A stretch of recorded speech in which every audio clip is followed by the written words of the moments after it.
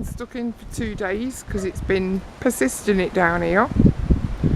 Today's the sun shining, it's dried up, so they're having a right good run today.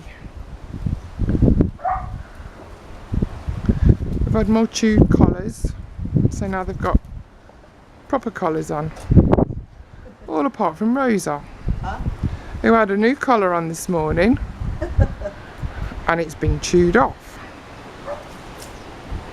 So we're going to have to sort her out another one. Miss Sue, who's here this week helping me. Say hi, Sue!